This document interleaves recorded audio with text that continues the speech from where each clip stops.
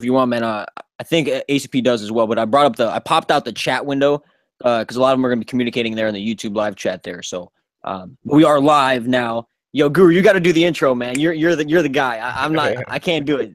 Can you be the host for me real quick, just for this? Welcome back to the DFS Sweatshop. I am your host, the DFS Jerusalem, and you can follow me, of course, on Twitter at DFS Jerusalem. But we got two more.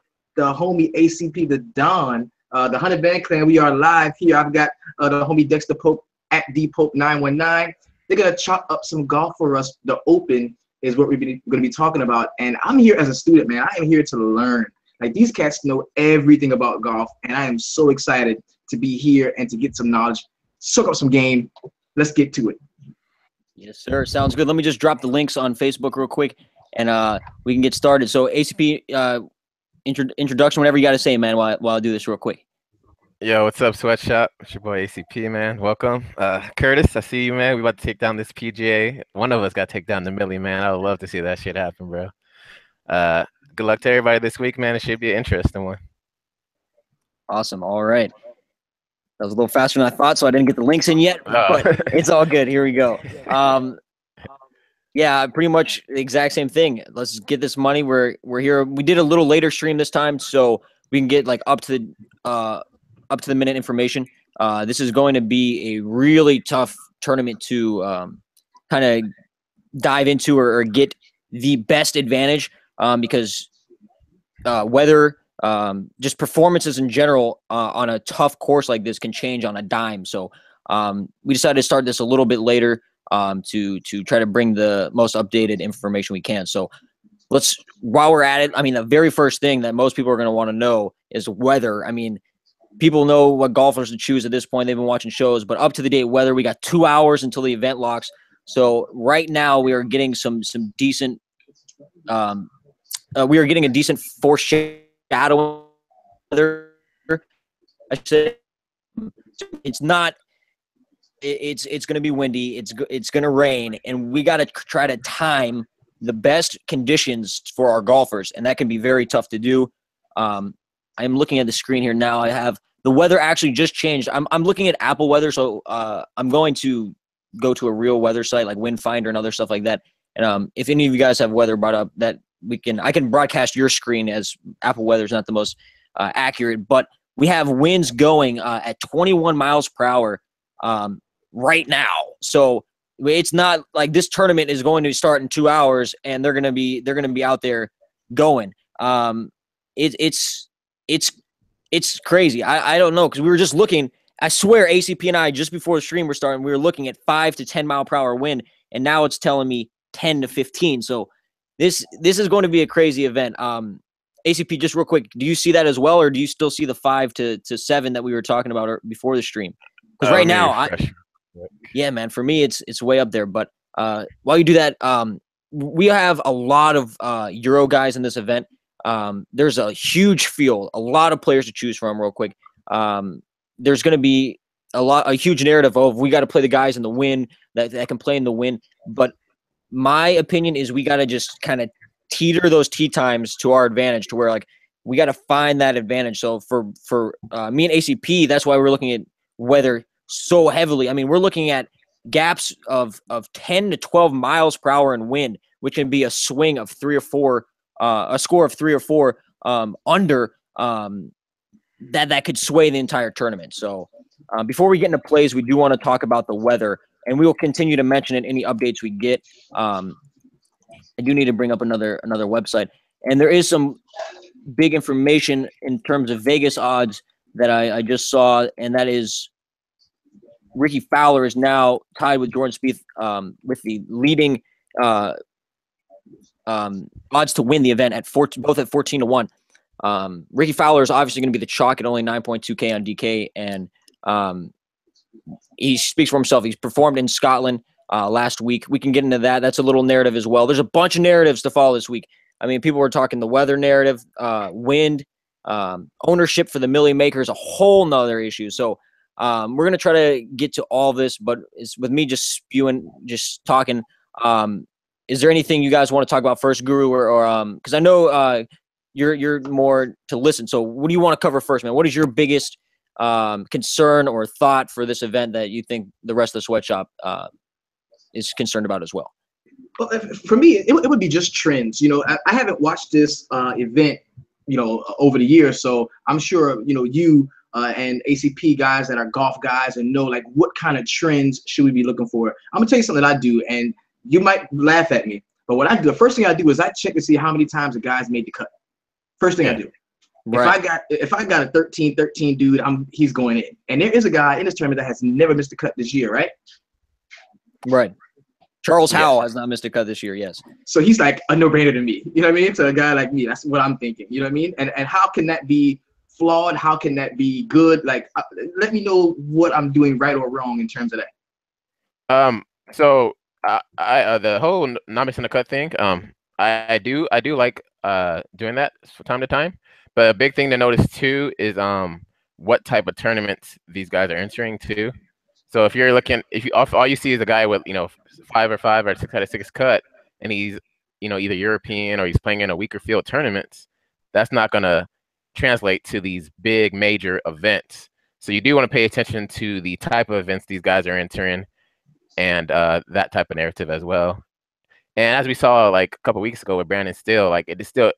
You can have 13 out of 13 cuts and just have a bad week and not make the cut. So it is something, it's definitely something to factor, but it is something that's not the be all end all of the discussion. My bad. I lost you guys there for a second. Were you guys saying anything to me there for a second? My bad. I lost you. We're just talking about rostering guys who haven't missed a cut. And I was telling them that there also a factor is that, the type of tournaments these guys are entering, the field that they're in, and it's not the end all be all, because as we saw with Brandon Steele a couple weeks ago, he missed a cut when he was a 13 out of 13 guy. So there's always real quick, there's always some regression due. I mean, there's a few weeks ago I was riding a guy down in the 6K range as well named Michael Kim. He was one of those just cut makers. He stayed in that high 6K, low 7. He never got above like 7,200, and he just made the cut. He never finished above like a T25 maybe or a top 25, but he always got in like a 40 or 50 range. So I always played him for the cut, and then he started missing cuts. His game isn't there, just similar to Brendan Steele, but Charles Howell's a different person because he's been out for he had a back injury or something like that, but he missed a few tournaments, and his first tournament back was actually 2 weeks ago, or it might have been just the John Deere, but he came back strong, hasn't missed the cut yet. So I actually really like Charles Howell, and he's going to be lower owned than he would be, as ACP mentioned, in like these smaller fields. He's going to be pretty high on, almost chalk, but in a huge field like this, you can almost pick and choose other than like the obvious like Kuchar and Ricky Fowler. So I did also just bring up the chat. The live chat room I had was like really old. It was just me in there. I was like, oh man.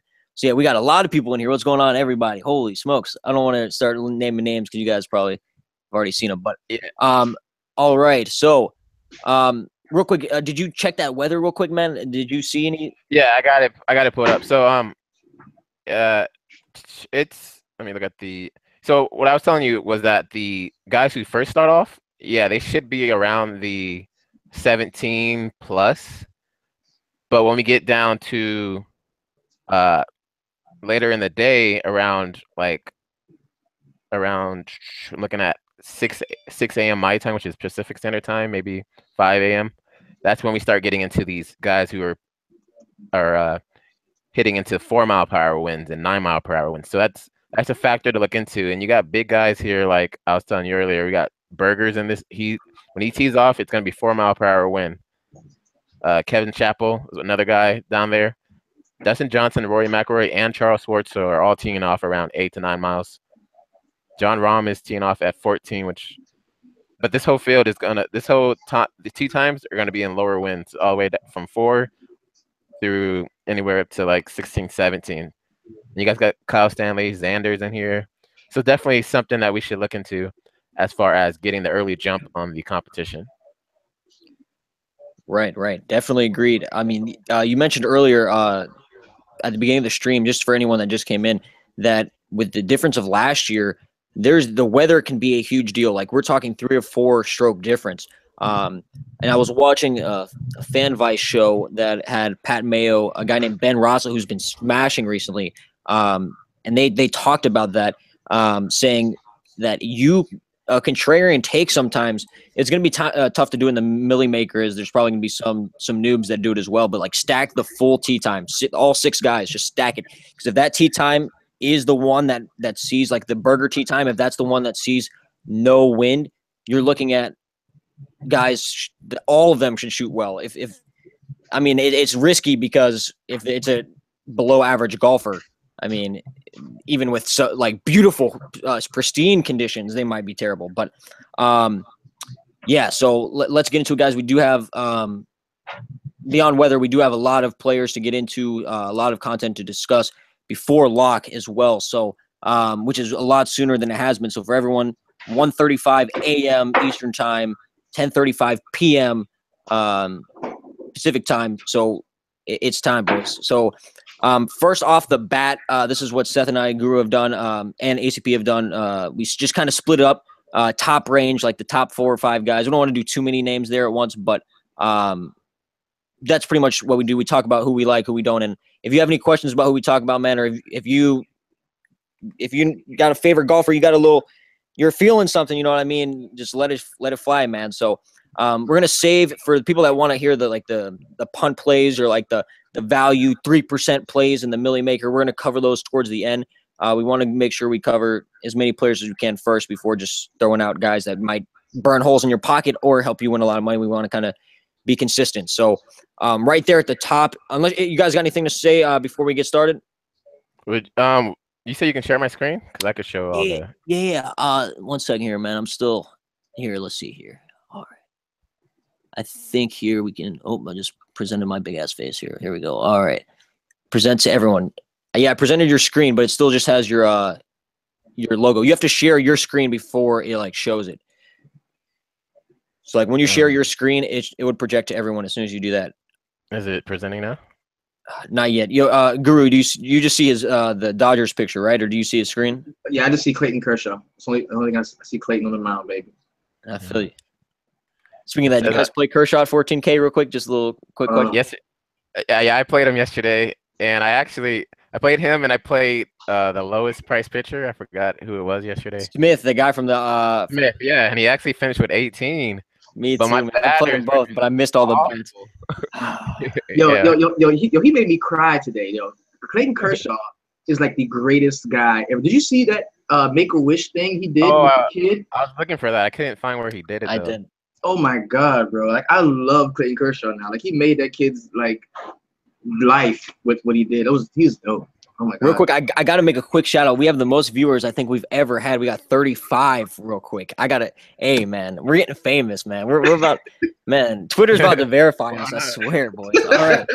No, but for real, this is some active people too. Like I'm looking at the chat. This is more like activity than I've seen for a minute. So this is a shout out to the Sweatshop, everyone in here. So, so Jordan, real quick, just asked a quick question about Cooch. We're gonna get to that. I promise you, man. That's gonna be one of the talking points. So. If we're not talking about your questions as they come in, don't worry. I got them saved here. We're gonna get to them. No problem. So go ahead, ACP. I'm sharing my screen, correct? Let me double check here. I got a few browsers up here. Let me just. Yeah, I see it. Yeah, perfect. DK's up. Yes, sir. All right. Okay.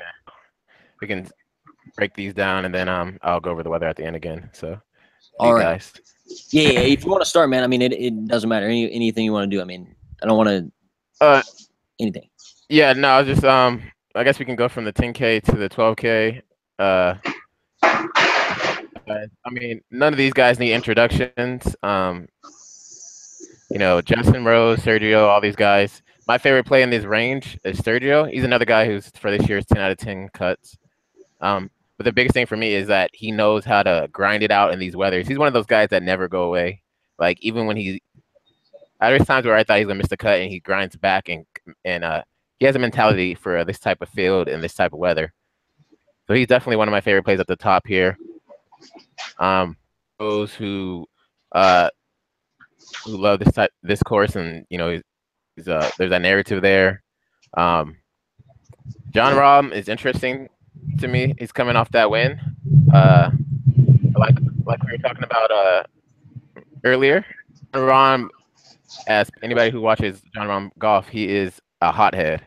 So if he starts bogeying, double bogeying a few holes, triple bogeying, and a couple holes in a row, man, he could easily just lose his head and fall out of this tournament. So he obviously has the skill, and everybody knows that he can play on any course. His first time playing on pretty much every course this year. But it's really just that, are you willing to play the risk factor of him blowing up? So it's a high risk, high reward type of play. I mean, I'll be interested to see what type of his ownership is. It'll probably still be relatively high because he just came off that win. Another guy who this course seems to really be fit for him, and we all know what Jordan Spieth can do. He should be really. I own, especially with all the attention he's been getting. Last time he played was the Travelers Championship. That video that went viral with him, with his caddy. So yeah, that little chest bump he did. Dean coming off a win, definitely in the form that you want. Justin Johnson, no need for explanation here. He's the #1 ranked golfer for a reason. I think he could definitely be a great GPP play, especially coming off of 2 cuts. I think he may garner a little less ownership than some of these top guys. I'm not gonna say he's gonna be, a significant less amount, but definitely coming off 2 cuts. Even I find myself like questioning if I want to play him in, like single entries or these bigger GPPs. So he's definitely a GPP play, and he's the #1 golfer for a reason, man. T2, T12, T13. Before his injury, he came off back-to-back first. So he's a guy, he gets hot. He can, lead this field. He can really take over. And then Jason Day, definitely a GPP flyer. That's your guy. Coming off 2 cuts, he'll definitely garner, I think, the least amount of ownership in this top field, the T10 plus. It'll be interesting to see how he recovers coming off 2 missed cuts, especially off of the Open. He's one of those guys, though, like if he was in his prime right now, like everybody would be talking about Jason Day because he has that type of game for this field. So he's definitely a great GPP play. But for me personally, my favorite plays in this field, Sergio Garcia, Justin Rose, and then I probably won't be playing as much Spieth, but I do like Spieth in this field too. What about you guys? Real quick. I do. Since you mentioned Jason Day, I do think we should spend some time on him because he is. I can almost assure he's going to be the lowest owned 10K plus. Yeah. The only other guy to me might be Rory. I don't see DJ being that under owned. But anyway, Jason Day. I got some stats. I ran some par 4 efficiency stats as there are 12 par 4s on this course, so you're going to want to get that scoring there. And if there is actual scoring that occurs instead of the crazy win, we're looking at Jason Day being in the here 1 second. Oh, yeah. So from 450 to 500 yards, which is 5. Sorry, I have them on my iPhone notes, so it's a lot of scrolling. There's 5 out of the 12 par 4s are between 450 and 500 yards. And in the last 20, or where is it? In the last 4 rounds, Jason Day is 7th or 8th in behind guys like Spieth and Fowler and Charles Schwartzel, Phil Mickelson, and Duffner. So Jason Day is right there, and this is in only his last 4 rounds. So when people say his form isn't there, we're looking at 5 out of the 12 par 4s that he is doing significantly better, and we're looking at all chalk around him. I mean, when I said Spieth, Fowler, not Lahiri, of course, but Mickelson's going to be decent chalk, not super high owned. But then we got right below him Ian Poulter. So crazy. And then in the last 12 rounds, Jason Day is first strokes gained, 450 to 500 yards in par 4 behind. I mean, in front of Lahiri, Thomas Peters, and then Spieth. And your boy Berger down there in 8th. So in the last 24 rounds, Berger's first. So I don't want to get all over the place, but I can agree with the Guru and even ACP with the play of Jason Day. Especially, it's a pure game theory play too. Yeah, go ahead, Guru. And I want to ask you something. Explain birdie or better percentage. Like how much does that matter? On this ACP, go ahead right after me, man, if you want. in the easiest terms, man, on this course, I don't think it's going to matter too much. But in general, just because the scoring's not going to be abundant, like a course like not the John Deere, because that's everyone should be making birdies out there. But I don't know, like a course like the Masters, like Augusta, courses like that, you want to find guys that are going to put up the scoring, because just a couple weeks ago we had Kevin Streelman make 18 pars. That's 9 points. That's not going to do you shit. I'd rather you make 3 birdies and 7 bogeys, and you'd still score more than 9 points. So it's a stat where the percentage is just how often do they make the birdie, but it's a rough calculation, because all holes are different and all par 4s are like different.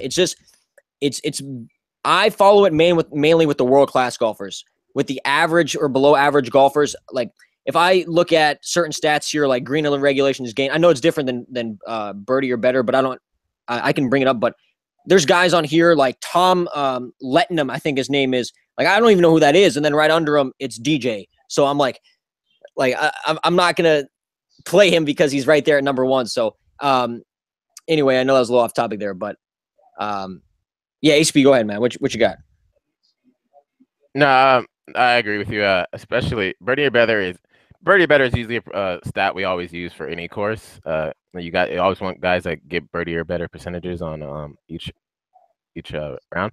But for this course where it's such a tough field and where it's the weather is a huge factor, I think it weighs a little bit less, but it's always a factor. I think birdie or better, you can always put it on. You can put it on any course pretty much. Right. So I'll go into my plays real quick. I forgot.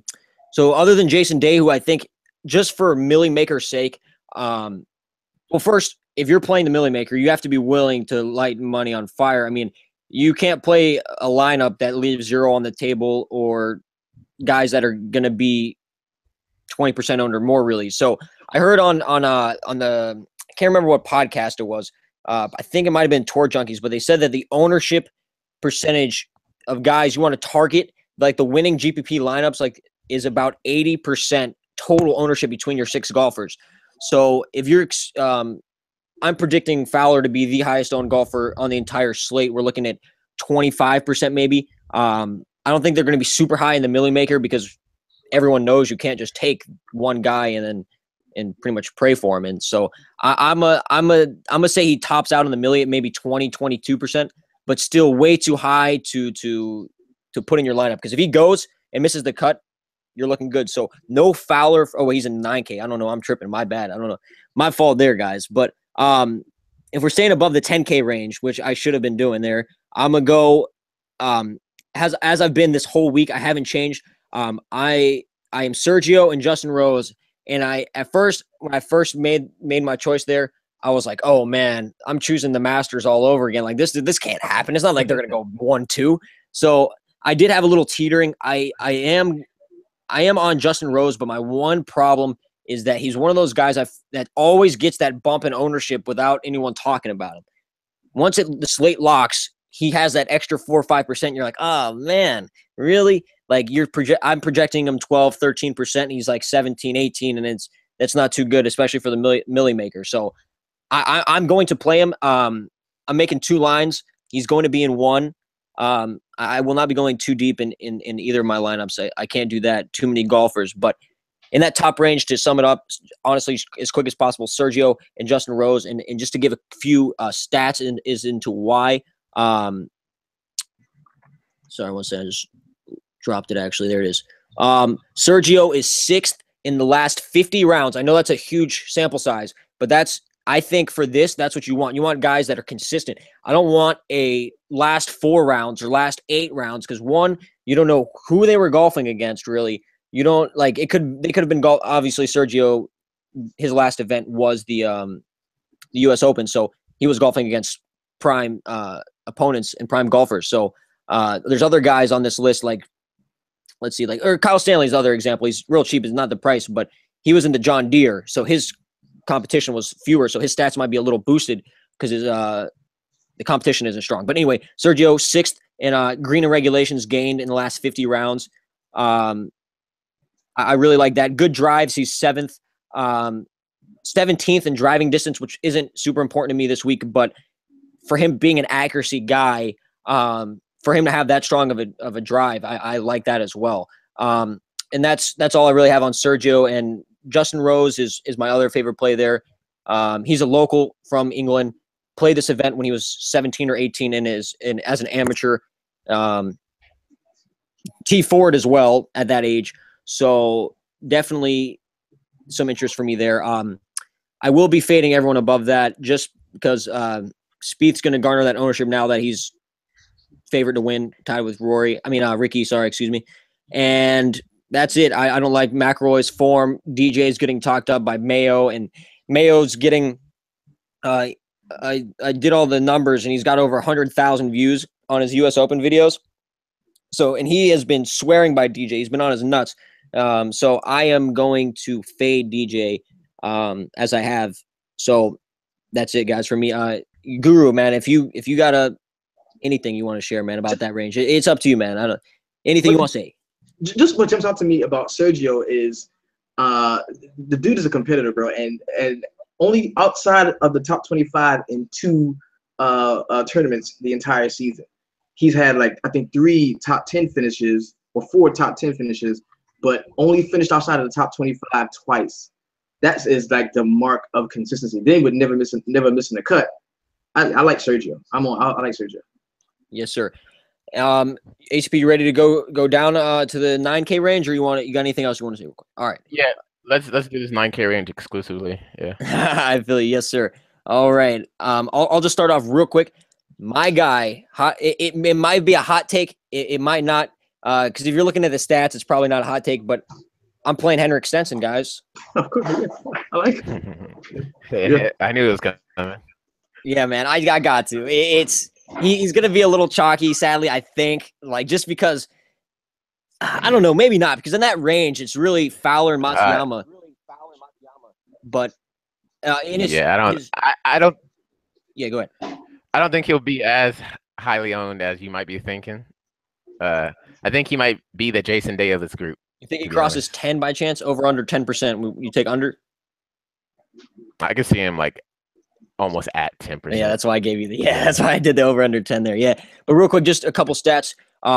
He is top 25 in this is last 50 rounds, because I was looking at last 8 rounds, but to me, I was getting guys that just didn't scream, I got to play these guys, because it's guys at 6,400 that are playing in the web.com tour or out there in Portugal or something like that. So, the White Sox Dodgers game was just called, but anyway, getting off topic there, we got Henrik Stenson 10th in DK points over his last 50 rounds, and that's weird because he was shitting the bed with 3 missed cuts in a few of his, like, I think it was about 4 or 5 tournaments ago, which definitely qualifies in the last 50 rounds. But 7th strokes gained total, 9th tee to green, 1st in approach. Around the green, not so much. So I'm really relying on his accuracy. He's 100th in around the green. So if he misses the fairways and he misses the green, boys, we're watching money catch fire. So real quick, I am going to bring up the fairway stats just because at 100th, I'm a little worried about his around the green. So I'm going to really need to see some good accuracy stats here. Here we go. Henrik. Oh, you got to search last name. Oh, but Guru, man, check out, and everyone watching, check out fancynational.com. A guy named Moose Nomics on Twitter, a huge DFS golf guy, created a free beta website. They're probably going to charge us soon, but it's all free right now. Gives you all types of shit, man. It's I'm going to actually broadcast my – I got to share my screen first, guys. My bad. How do I – there you go. All right. So I'm sharing my screen. You guys see that on the screen here? It might take a second to come up, but yeah, I see it. Awesome. So this is the last 50 rounds, Henrik Stenson, and you can sort by every course. Real quick, Guru, I'm gonna just explain a little bit to you. You can sort by, and everyone watching actually, sort by every course you want. What kind of greens we're talking about? How hard the fairways are to hit. Oops, I accidentally chose a golf course I didn't want to choose there by mistake. But and it's got the fields updated. They're working on it nonstop. I think there's a free lineup generator. I haven't tried using it. I don't like to do that with only 2 lineups. Of course, what's the point? Gotta handpick them. But anyway, yeah, man. So I highly suggest everyone check that out. FantasyNational.com. Just make a free account. Everything on here you can use. I'm not paying for it.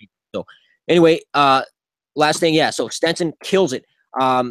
First in good drives gain, second in fairways gain in the last 50 rounds. So he's hitting it first in green in regulations, and he won this event last year. So,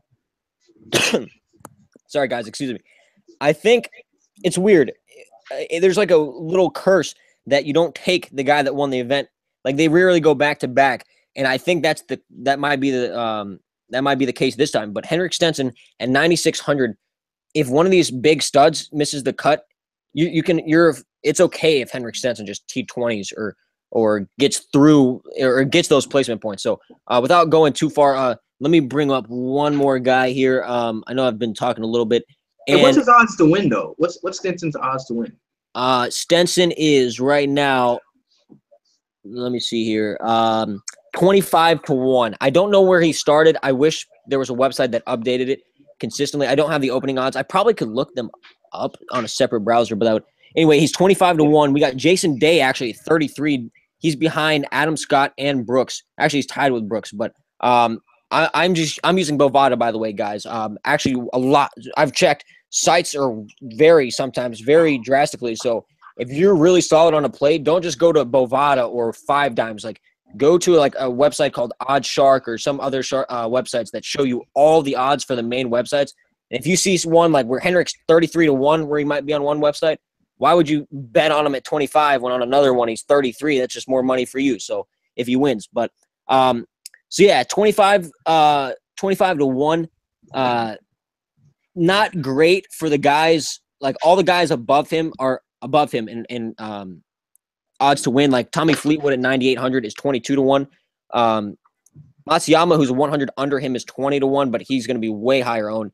And guys, actually, I don't want to go too far off, but we actually have Patrick Harrington at 60 to 1. But anyway, we'll get into Patrick Harrington, I promise. So where was I? Oh, my last guy in the 9K range. And I hate to say it, but it's going to be Matsuyama. He's going to be kind of high owned, so I might not actually play him because I like Stenson's stats. But if I play anyone in the 9K range other than Stenson, it's going to be Matsuyama, and it probably won't be in the Millie Maker. It's probably going to be in that $4 tournament. I joined the huge $500K $4 4 whatever it's called. So I might play him in that. Not in the Millie Maker. He's going to be too high owned in the Millie Maker, I think. But ACP, go ahead, man. Sorry for that spew in there, but that's what I got. Oh no, you're good. I was reading the chat a little bit. There's a little narrative, I guess. Yeah, I should probably check the chat. I gotta check that. Jacob was saying that they interviewed another narrative for Stenson too. The Mike Garner a little bit more ownership is he is the defending champion of the Open, but I guess he was interviewed about the Open and didn't seem too confident about it. Wait, who were we talking about there? Sorry, I was killing my screen. Stenson. We're talking about Stenson. Oh. Yeah. So I guess he, according to Jacob, he looked like a deer in the headlight. He posted the link to the Twitter. I can't really look at it right now. Let's see. But yeah, besides that narrative though, I do like Stenson. You playing him in my single entry, but if you have the balls to play him in your single entry, and he goes off, like you deserve it, man. Because this guy, like everything lines up for Stenson, and I mean, he has a sour taste for a lot of people's mouth because he burned a lot of people. You see these triple cuts he had where he missed the cut. I played him probably 2 out of 3 of those times, so I know a lot of people felt that way about him. I know a lot of people gave him chances on the U.S. Open where he missed the cut. So he's definitely a GPP play for sure. Will garner less ownership than a lot of these top studs with the same game as a lot of these top studs. Hideki,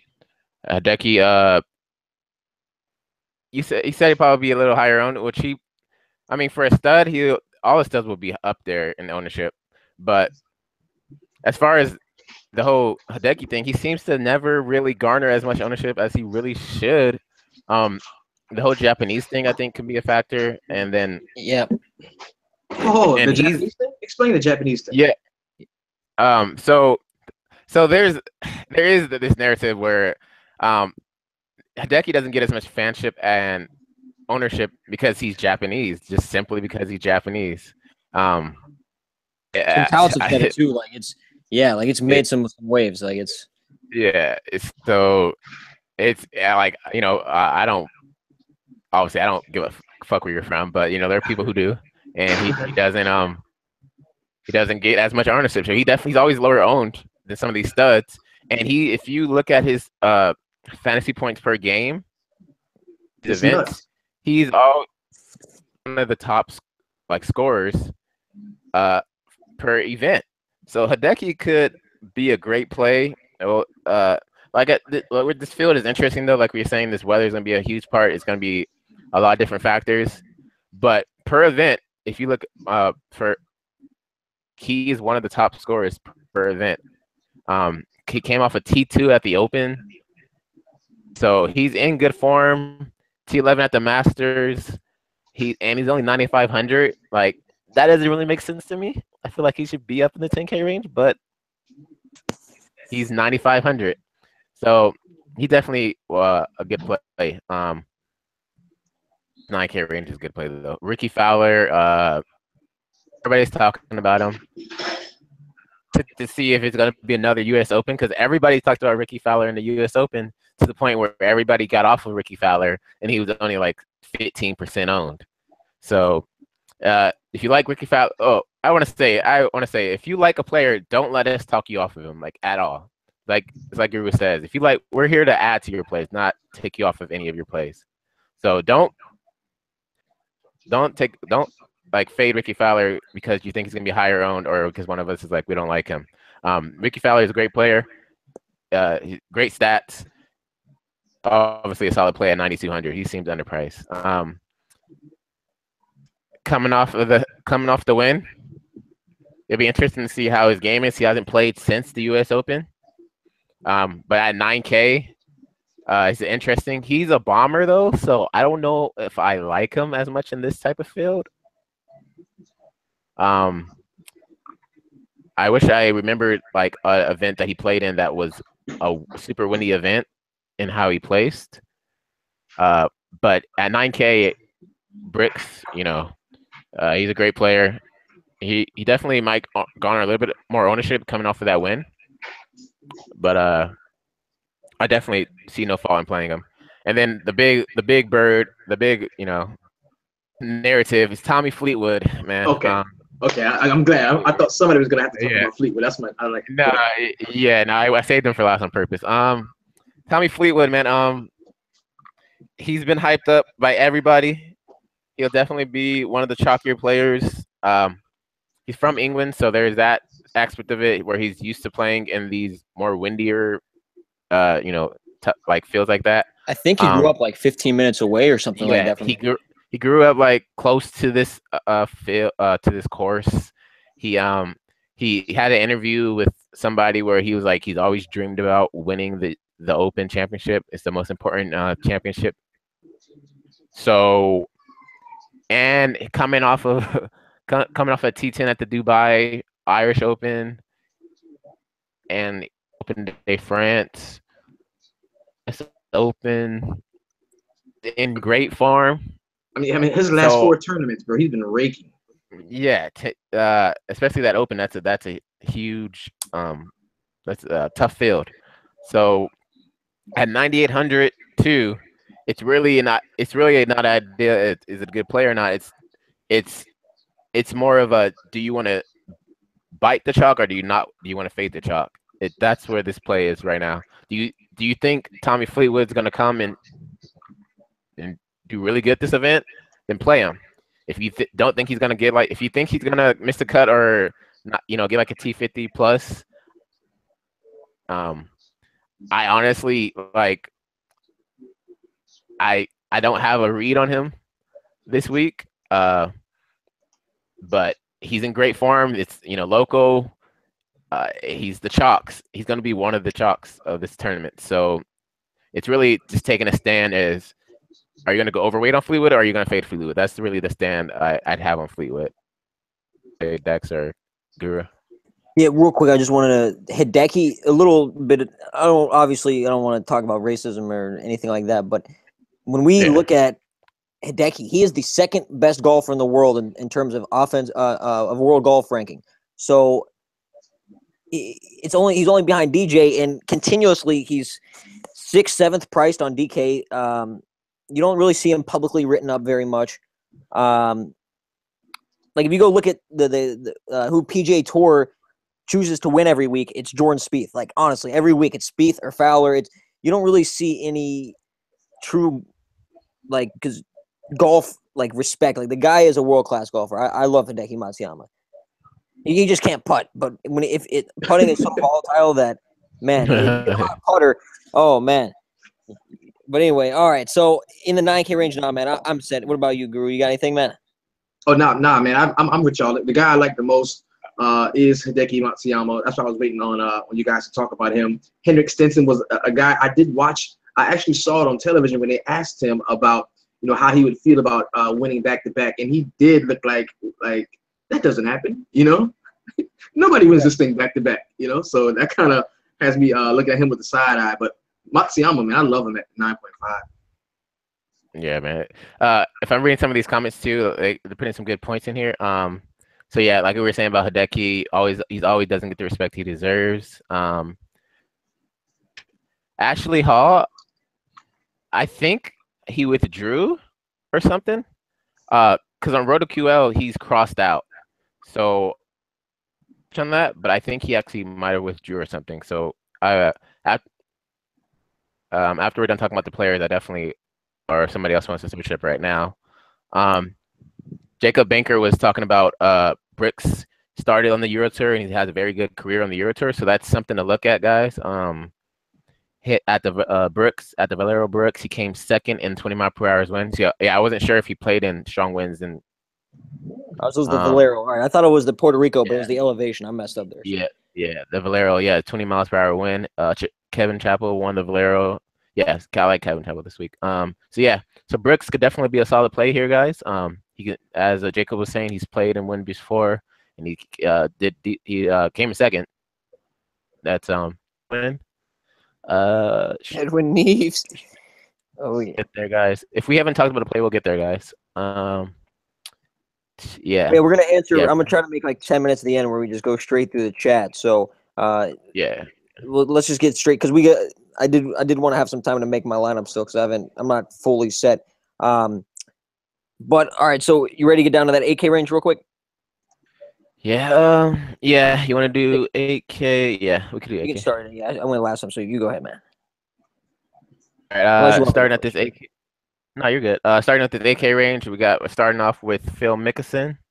Phil Mickelson is interesting. He's a guy that makes cuts. The lefty, everybody knows about Phil. He always garners ownership, regardless of if he's even I think when he wasn't even supposed to be at the event with his whole daughter's graduation thing, he still garnered a little bit of ownership.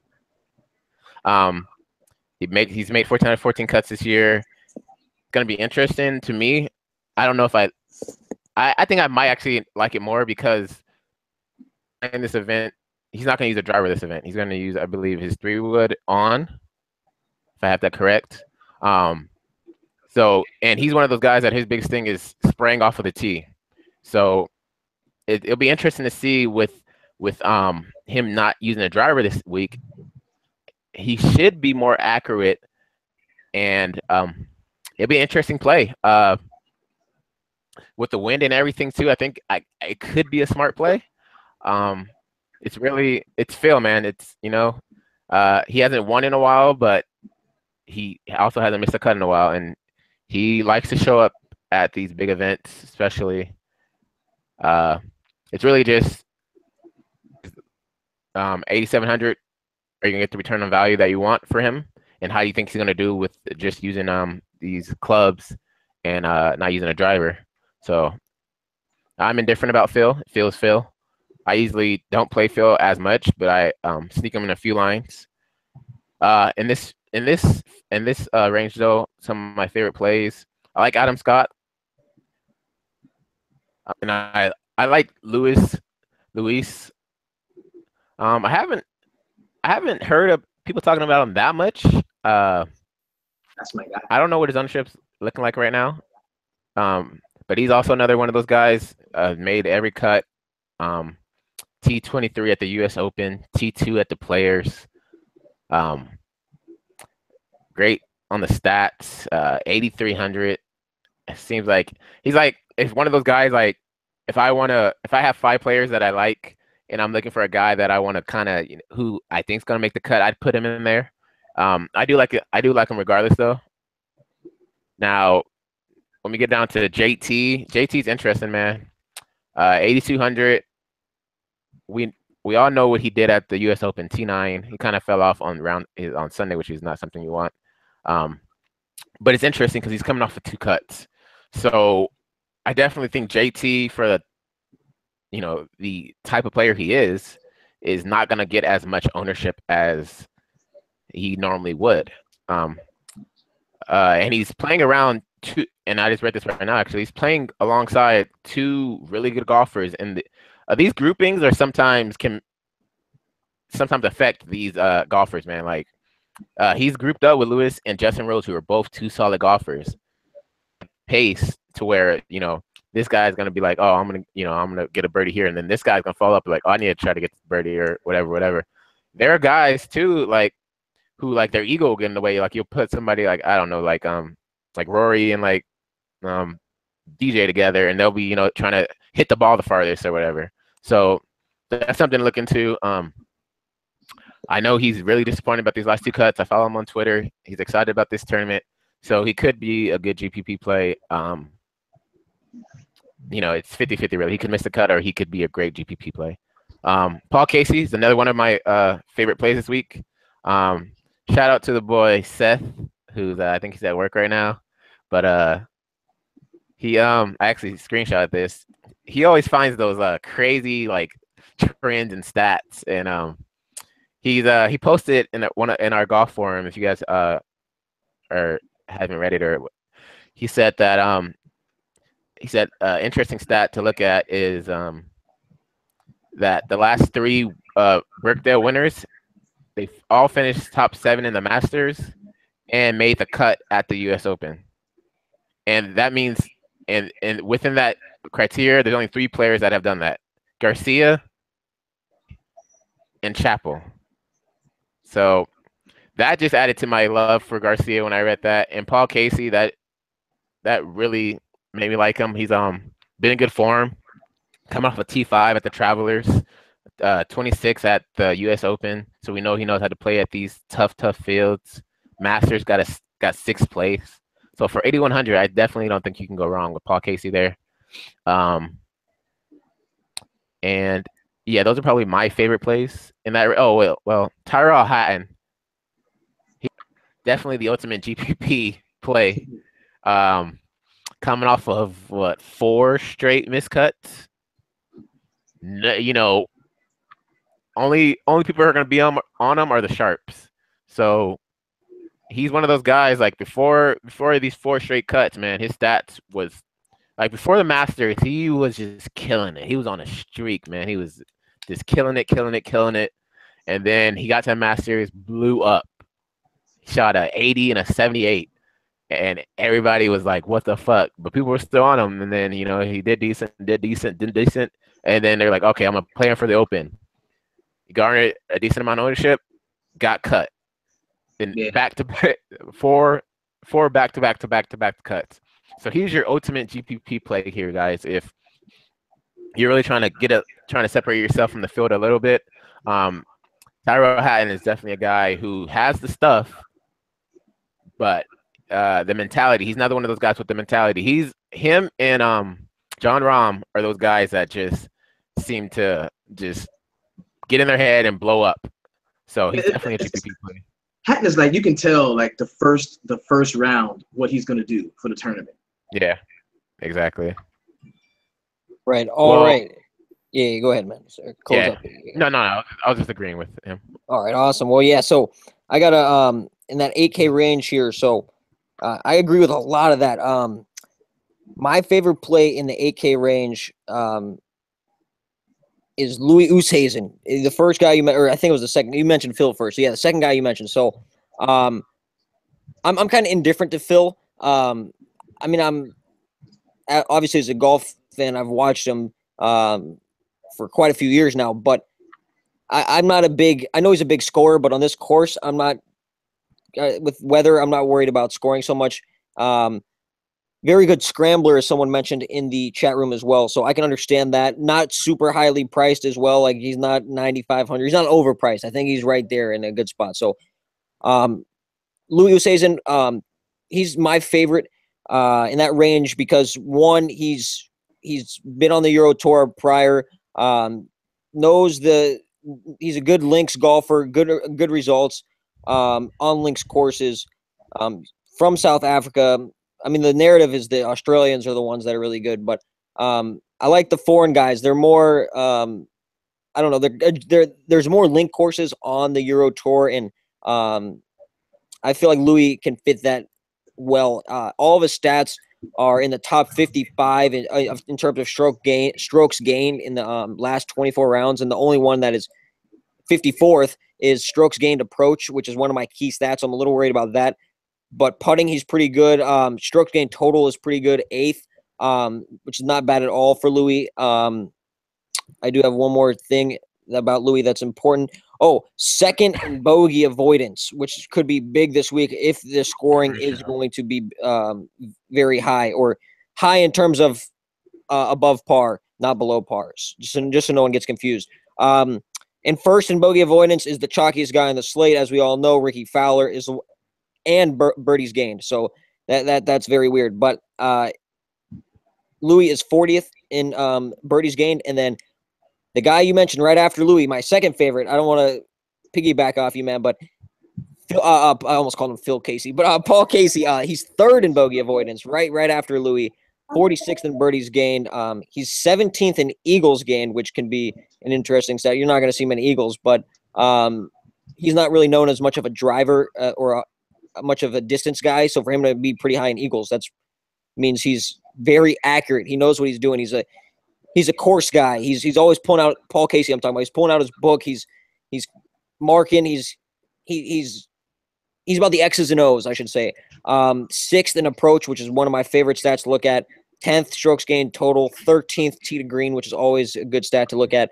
So I'm behind Paul Casey for sure. And then I'm not on Tyrell Hatton. I do agree he's the millie maker definition of a millie maker play. I can't hate it.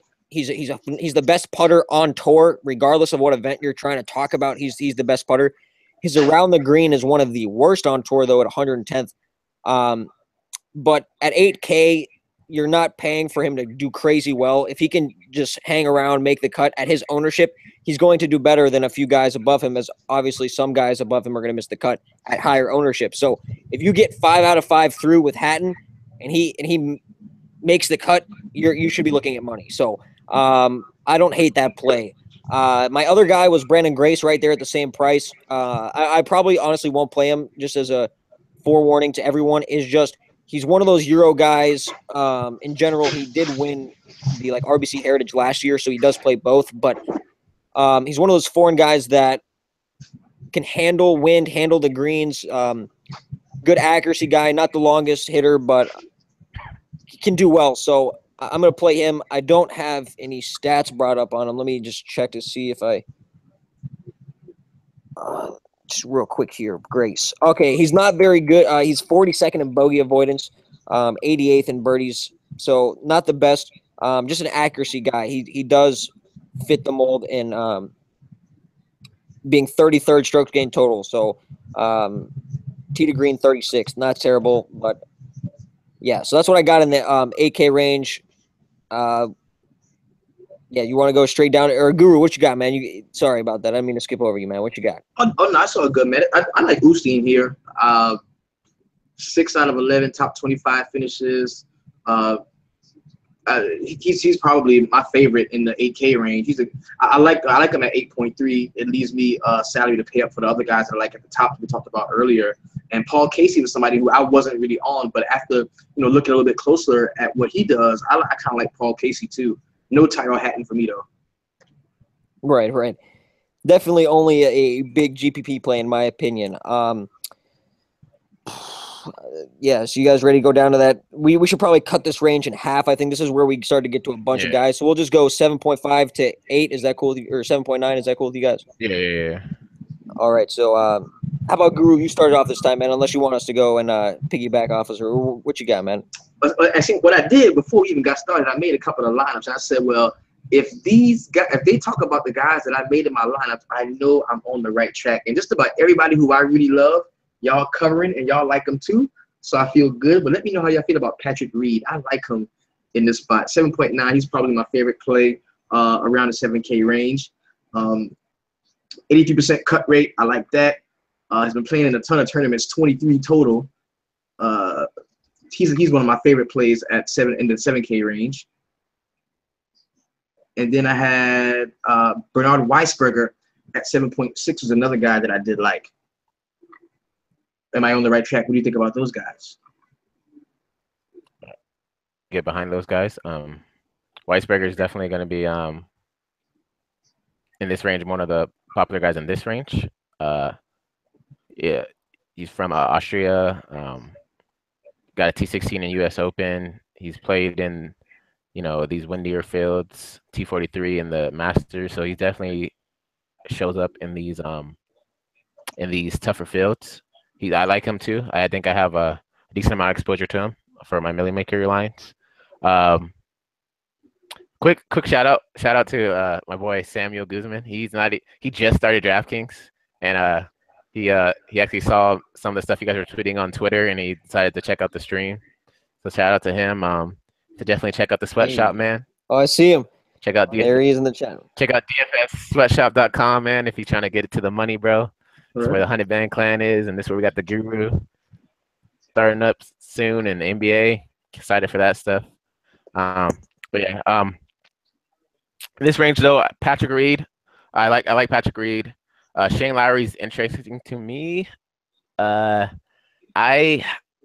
not the biggest fan of Shane Lowry personally, but I can see the merit in playing him. T46 at the U.S. Open, so decent. I just think around at his price point, there's better plays. I don't think I need to play Shane Lowry. Noren is somebody who's interesting. Let's see here. He's from Sweden. Last tournament he played in, missed the cut at the U.S. Open. So definitely not things you want. Definitely a GPP play. Like we're talking about, man, he got a 10th place in the players, so he can show up in these tougher fields.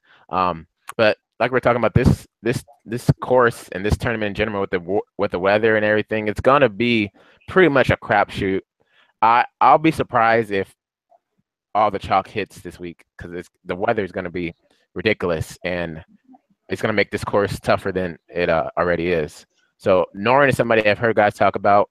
I won't have too much exposure to him, but definitely if you're looking for GPP flyers, he could be a guy. Mark Leishman. He'll probably be more popular play in this price point.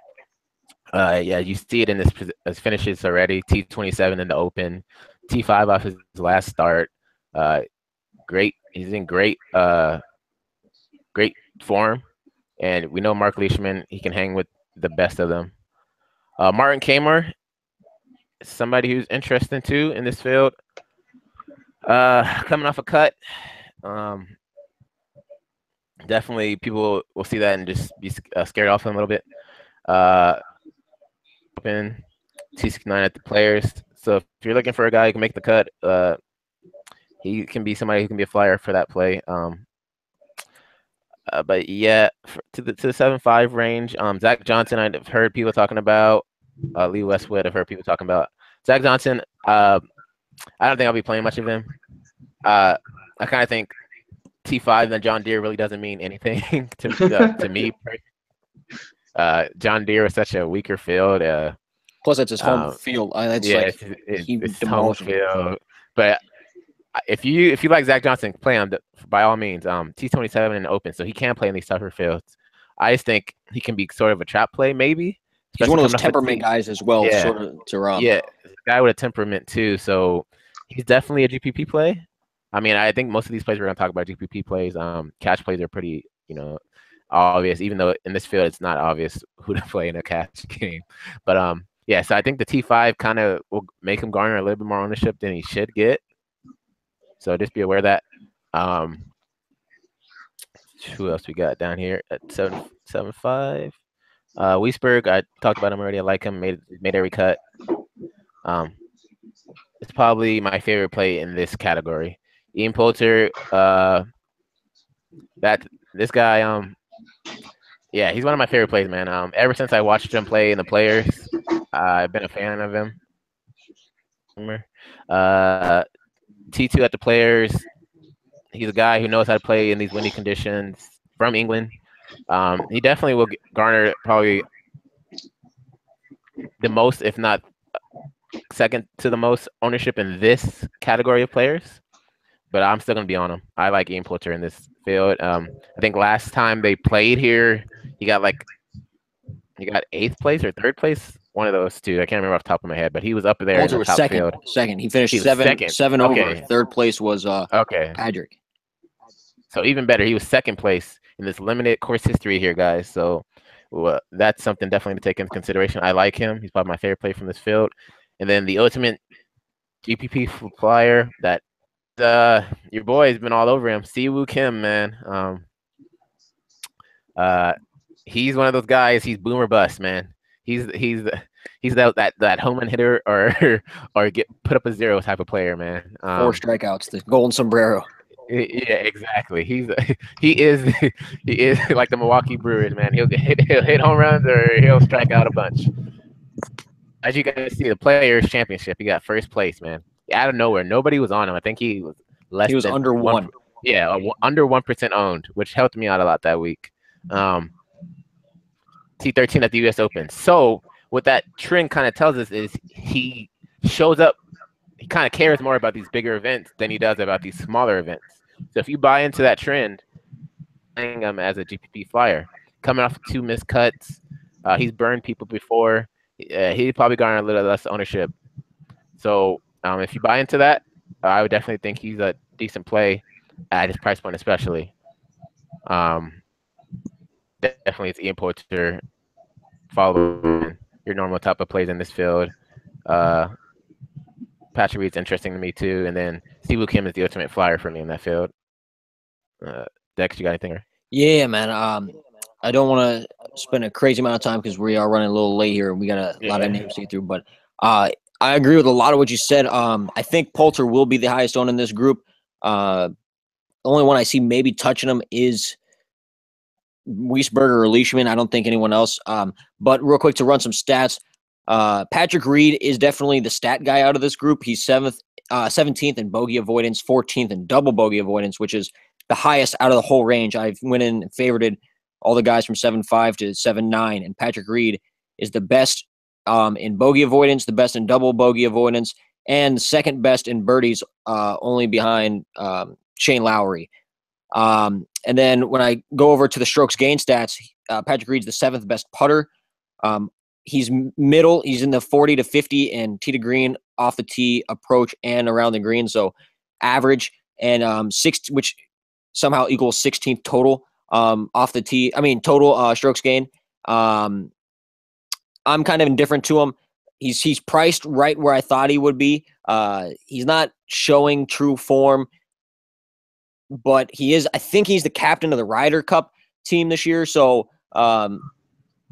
Or I don't remember, or he's like, that was a little narrative. He's trying to show out to show that he can hang with the big guys, and he is. Oh, here's the number one stat. There's 6 par 4s in between 400 and 450 yards, and he's number 1 in the whole field in par 4 scoring in that from that distance, with Ian Poulter being 9th. So 2 decent plays there. 1 par 4 is between 350 and 400 yards, and Patrick Reed is 13th at that distance as well. He is 113th between 450 and 500 though, so that's a huge discrepancy. He's first, and this is the last 24 rounds. So this would be the last 6 full tournaments, unless he missed any cuts, which I do not know off the top of my head, but he probably did, knowing Patrick Reed. So huge swing there, but definitely a decent GPP play. He won't top out over 10% own. So I can get behind that. Poulter, on the other hand, is going to be higher owned than that. To save some time, I actually got to tell you my favorite play, especially in the Millie Maker. I'm gonna have trouble actually pulling the trigger just because he's lost me money on a miscut before, and that was Martin Keimer. ACP hit it right on the head. The guy's going to be, I will bet he is under 3% owned, and he just can't do that. This guy, everyone was talking him up 2 months ago when he was in form about, oh, this guy, he's going to win the U.S. Open. He's going to win the U.S. Open. And then he just went shit, and he kind of disappeared. Now he's back. He's at a mid price, not min price. He's at mid price. So it's kind of like, under mid price. So he doesn't even have to do too much. He's priced under your average golfer, at least according to DK price. So I can get behind that, just like Leishman.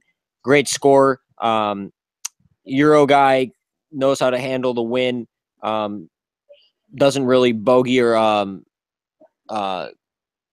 double bogey too often. Let me check them real quick. Yeah, Leishman's 5th in double bogeys avoided in the whole field. 32nd in just regular bogeys avoided, with Wiesberger being 31st. So all green there if you're big into color coding. I did have one more group of stats I want to look at there.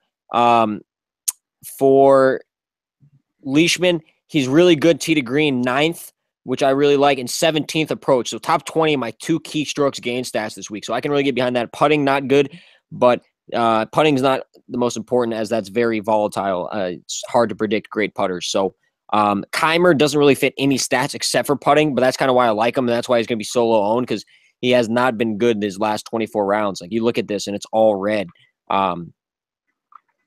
So I'm not going to get behind him. And that's about it other than Wiesberger. No Zach Johnson for me. Poulter is absolutely on fire right now. And I do got to mention this before we switch to the lower range so we can, for time's sake. But there's a video on Twitter. I quoted it, just posting chalk. He made a fucking sand save from a bunker, of like a 4-foot deep bunker.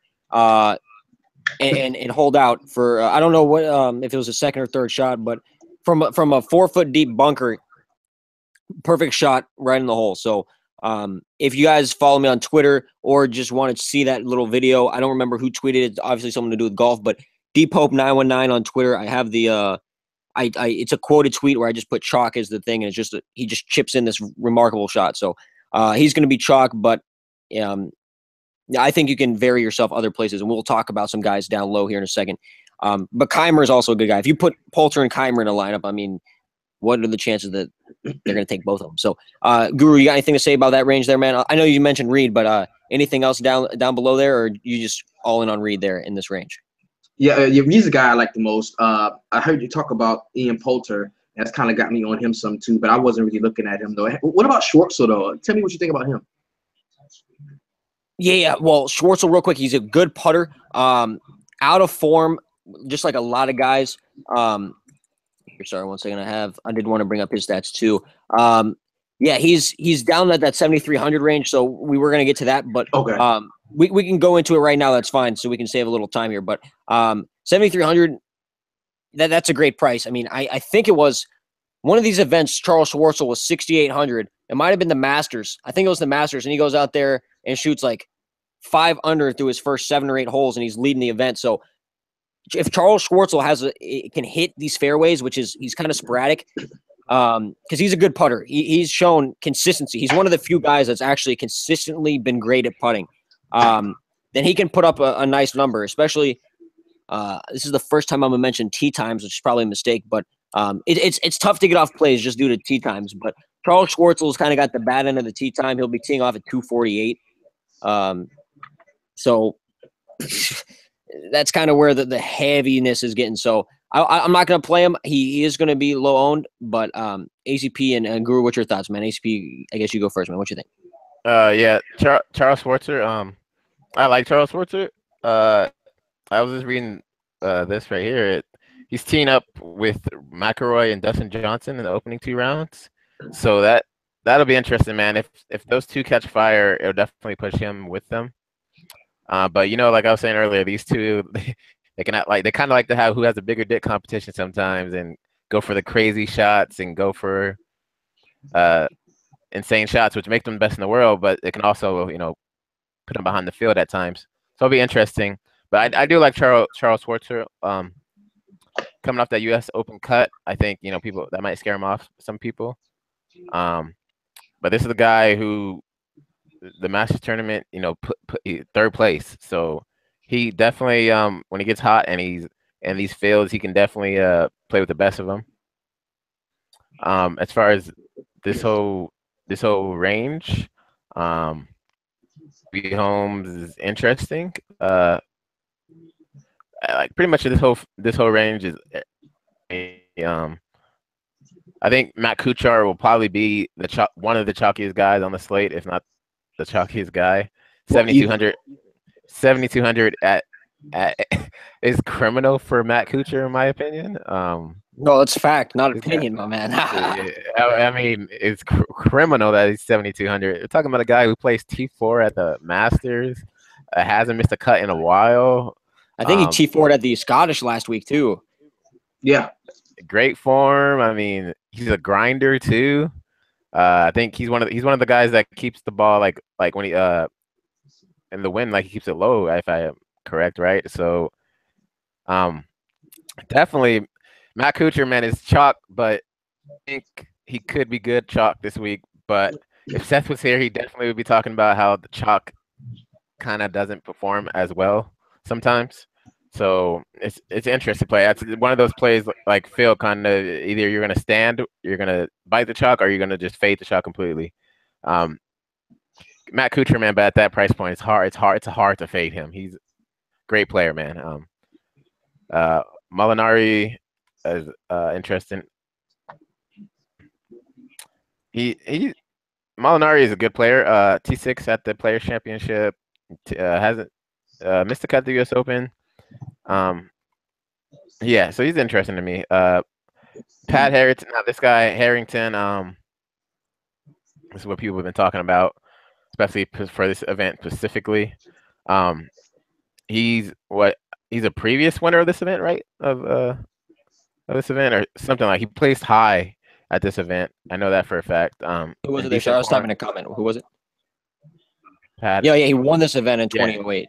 Yeah, he won this event in 2008. Yeah, so he's a previous winner of this event. So that history is there. I've heard people talking about him. I'm not sure how our ownership's gonna be. I can't imagine over 10%, but who knows? Yeah, and he's in good form recently too. He's played Travelers T17, the Memorial T31, Scottish Open, got T4.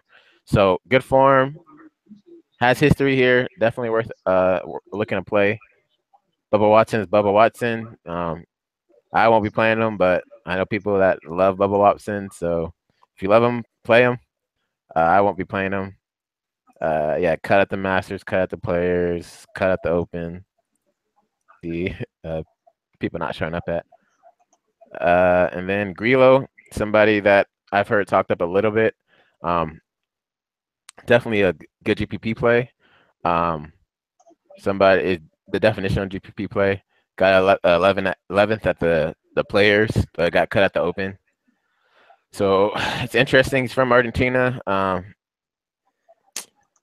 His stats kind of line up for this course. So it's a GPP play for sure. I'll probably be underweight on Grillo, but there's definitely some merit to playing him. And then this guy, I don't know much about him. He's from Denmark. Recently he's only played in European event. The last PGA event he played was the Puerto Rican.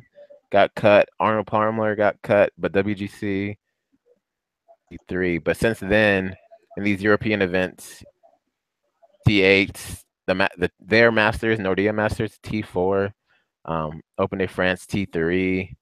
So at 7K, definitely worth a look.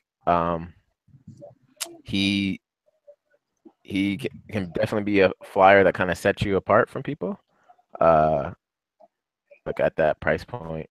I don't know if you guys have any other plays that you guys like at this point. Yeah, real quick, we are running a little late here, so I'm gonna just sum it up real quick. Just throw some stats on three guys, and you mentioned one of them is Grillo. I'm gonna be playing him in my Millie Maker. Fuck it, he's gonna be under 5%.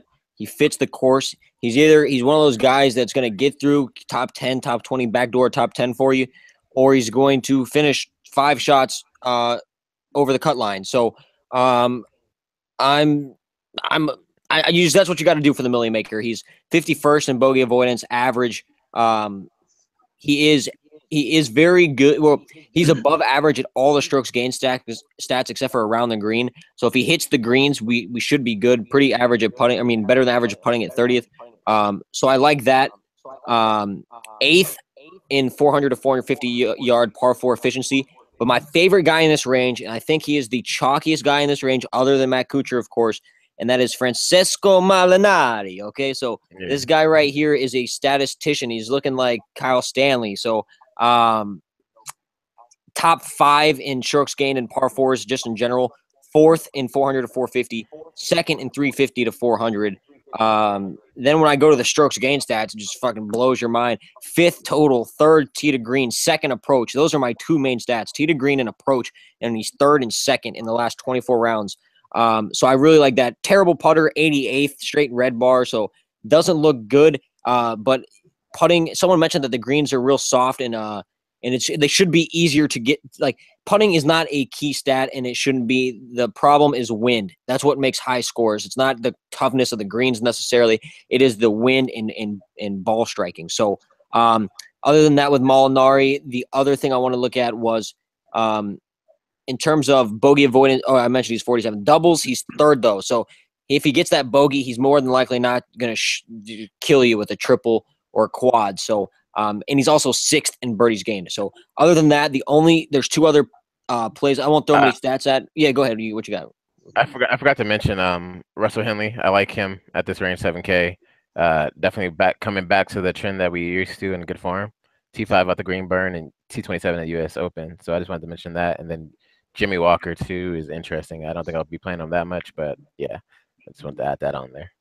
Right. And then, yeah, for the final ones, we're going back to Patrick Harrington. He's a future Hall of Famer. He's won 3 majors.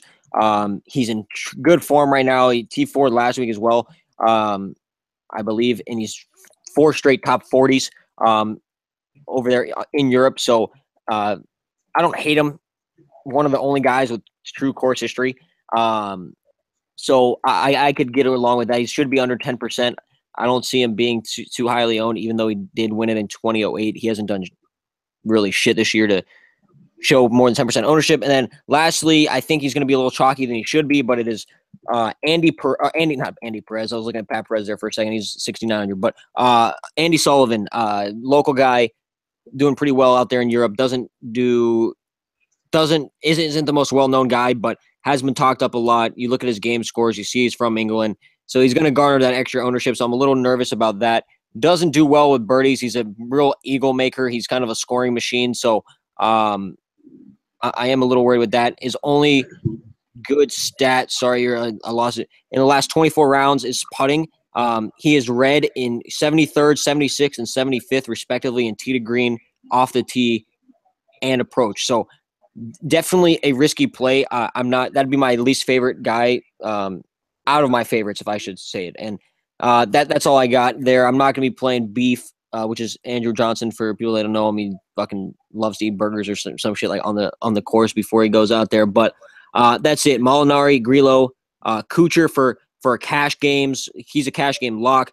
But I would fade him in the Millie Maker, because if he misses the cut, you're up on 20% already. And then if someone else that's chalky, like if Fowler and Kuchar miss the cut and you fade them both, bro, you're almost guaranteed money. Like, I'm just being honest. So that's all I got there. So just to speed it up, yeah, I'm good there. So I'm only running 2 lineups. ACP's running a few more than me, so he's definitely going to have more exposure than me. I only got 2 or 3 guys here, and that's obviously could bite me in the ass. But so that's what I got there. And you guys, obviously, there's way too many names down there. So if you guys got any dart throws, we can just spend about 5-7 minutes. If there's any names that have that tickle your funny or anything like that, just throw them out there and we can talk about them.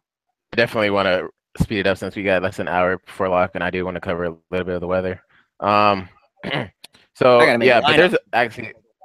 Yeah, you got to make lineups. But the thing is, there's so many people underpriced. Like just some GPP flyers under underpriced guys that I like.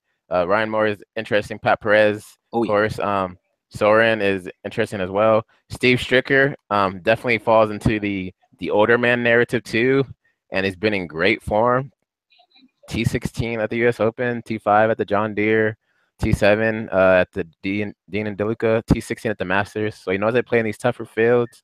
He plays into the older narrative here too. So and he's a grinder. So Steve Stricker definitely 6,900. You can't go wrong with that. To me, Martin Laird is also interesting. Seneca would have been everybody's favorite play if he didn't withdraw. Peter, I like Peter. He's interesting too. Adam Hadwin is always interesting. I don't know how he's gonna do here. He'll probably grind it out and make the cut, but not do much more than that. So at 6,800, he might make the cut, but you never know what Hadwin. Still, one of my favorite plays, definitely in this range, especially coming off a missed cut. I think that missed cut is gonna be some people with sour taste in their mouth because he was one of the higher owned guys for that event. But he's one of those guys that knows how to scramble. You're gonna need to know how to do that. He knows how to grind. He's older, and T13 at the U.S. Open, T6 at the Players. Like he can compete in these tougher fields for 6,800. I think he can do a lot worse than that. So Brendan Steele, definitely I like him. Tony Finau, he's priced this low because they just put him in. He got swapped in like on Monday or something. So 6,800. I mean, you see the salary this guy's been at before. I mean, the lowest I've seen him recently was 7,400, 7,100. Definitely is a play at 6,800. Just the fact he's 6,800, but something interesting to me. He's kind of one of those bomber guys that can hit or miss. So, I mean, it's interesting to me. It's pretty much it's definitely worth a look. Definitely at that price point, he definitely can show up and be top 10, but he also can miss, and then miss the cut. So it's interesting. Byung An, I don't really need to say anything about him. 16 out of 17 cuts, great golfer. Worth a look at that price point. Charlie Hoffman. Is one of those guys who I always talk about every week who starts off hot and then just fades off. So you're telling me, man. Jesus, fuck. The Masters was how I was winning like 20 grand for a minute, and then Charlie Hoffman shoots like the +4 on Saturdays. It's literally like you see it in his performances, man. Like 67, 68, and then he'll shoot like a fucking 72, 75, whatever. Dead ass. I dropped a 45-pound dumbbell on my shit. I was watching him. I watched him double bogey. I think it was like 17. I think it was at the Masters on Saturday, and I was sitting there winning like $5.5 grand, and I watch him double bogey, and I just refresh it and like literally $720 or something. I was like, what the fuck, man? Yeah, you see at the Masters, he shot at 65 and then 75, 72, 78. So Charlie Hoffman is Charlie Hoffman. Kevin Kisner at 6,700. That kind of seems pretty underpriced for a guy like Kevin Kisner. The real question is how he's going to perform in these stacked fields. Because it's chalk too, or pretty good chalk.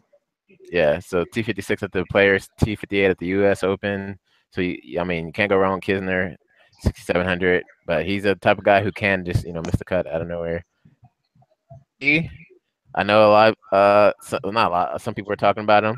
I kind of like him this week, especially at 6,700. I have some decent exposure to him. T4 at the Players, T42 at the U.S. Open, coming off a win at the Scottish Open. Might garner more ownership than he normally does, but he's definitely worth a look. Berger, can't go wrong with Berger. This guy's a young gun, but guns we got coming up. T5, second place, first place at 6,700. The real question is how he's going to perform in these tougher fields. Masters T27, T65 at the Players. Can't go wrong with Daniel Berger at 6,700. Brian Deschambault, I know I'm fucking up his name, but he's definitely worth a look too. Charles Howell, 6,600 for a guy who's made every cut. Coming off T19, second place. It's definitely a guy. If you're just looking for somebody to fill in your lineup, Charles Howell, somebody you can definitely throw in there. It's gonna be interesting to see how he does in these tougher fields with the wind and everything. But definitely a guy you can look at. Ryan Fox is a guy that's been talked up a decent amount. 6,600 though for a guy who's played in these European events, and definitely one of the top European golfers. So I have some Ryan Fox too. Have a decent amount of exposure to him. Zanotti's another guy, one of these top pro guys. It'll be interesting to see how he performs in this field, but he's definitely one of the top Euro guys as well. Wesley Bryan is Wesley Bryan. Just came off the T3 at the John Deere's, which, you know, it's a weaker field, but he has won an event this year at the RBC Heritage. He could be back in form once coming off of that T3. John Deere could be feeling good at 66. You can't go wrong with that. And my boy Kyle Stanley, man, 6,600 just seems kind of criminal for him at this price, bro. Like, he fills up the stat sheets. The biggest thing with him that I was talking about the decks before this broadcast is his mentality. So it'll be interesting to see to me because he's not really a grinder, man. He can grind, but he's not really that type of grinder. So I was all over Kyle Stanley before this week, and then now I'm not as high on Kyle Stanley as I'd like to be because he's one of my favorite golfers. Okay, he's finally gotten to win this event, so he knows how to win. His stats line up. Honestly, like, he should have won multiple events by this point, the way his stats play out. So it'll be interesting to see how he plays. Definitely a guy at 6,600, you can do a lot worse than Kyle Stanley at that price point. Yeah, definitely one of my favorite. He finished first in the Quicken. He finished first in the Quicken Loans, right? He finished first in the Quicken Loans, yes. Okay, and then he was like 8,800. Then he was 9,100 the week after that in the John Deere Classic, and now he's all the way down to 66. 6,600, man. Last time he was this low priced, he got T4 at the Players, so that's definitely something to look into. Same field, like I said, strong ass field. Yeah, same tough field, guys. This is a guy who can play with the best. He can play with the best of the best of them. So 6,600, it seems criminal at that price. So I definitely will have Mike. I'll be overweight on Kyle Stanley. Duffner, another guy. 6,600. This is the guy who, I think at one tournament wasn't he like almost 10K or something? Like, so this is a guy who, his recent form, the U.S. Open cut, missed the Scottish Open, but before that he won the Memorial. So this is a guy who can play, man. He can play. T11 at the RBC, T60 at the Players, T33 at the Masters. 6,600, you can definitely fit him into your lineup. Past that, we're getting into a lot more flyers here. Harman is definitely a good player. 6,600, good form, coming off a T2 at the U.S. Open. So 6,600, that's another guy. Seems like underpriced. Lahiri's one of those boomer bust guys. Definitely, I won't be playing too much of him, but I can see the merit behind it. Going down here, it's Su Kang, another one of those guys. Boomer bust. 6,500. Oh, okay, this is what I was looking for. Xander, I like Xander, man. At his price point too, at 6,500. Definitely one of my favorite plays down here in this range. For some reason, but yeah, I like Xander. Oh, here we go. Yeah, coming off the win at the Greenbrier. So T5 at the U.S. Open, at the Travelers, T35 at the Quickens. These are his last 4 events. 500 for a guy who just came off a win. So definitely a guy to look at. He's definitely worth a look. I got a sour taste in my mouth right now from the last event where he was the chalk. But yeah, he's definitely worth a look. Flyer, Ernie Els, man. Old as fuck. This guy shows up just randomly out of nowhere, man. Like at the Masters, he was coming off a cut and came out and got a 53. The last couple of events, it's been T50-ish. Definitely a GPP flyer at that price. If you buy into the older narrative here too. Definitely worth a look. Danny Willett's definitely a flyer. These are just darts. I've heard talk about Hao Tong Lee. I don't know much about him. I don't know, Dex, if you. I know a little bit. Just playing well. Not over there in Europe too much. Has been doing a little bit. He's coming here and there. He's a good ball striker, more accurate, but doesn't have hasn't been on tour enough to where the general public knows enough about him. And I don't think he's played in events like this or the magnitude of this to where I think he can, especially this windy. He hasn't. I don't think he'll be able to. I liked him as a dart play, but I'm finding way better plays at his ownership in my opinion. So, yeah, 68 at the U.S. Open. So it is what it is. Definitely. That's shooting plus 22. He shot plus 14 on Sunday. I think it was over par. Yeah. So yeah, shot 84 on Sunday. Yeah. So if you got any others down there, real down low. Yeah, I mean, Dirt McGirt. He's one of those guys too, kind of like Hoffman, where he'll come out kind of hot, and then fade off towards Sunday. But he definitely is one of those guys that could make the cut at that price point. And let's see what else we got here. Cameron Smith is interesting too at his price point.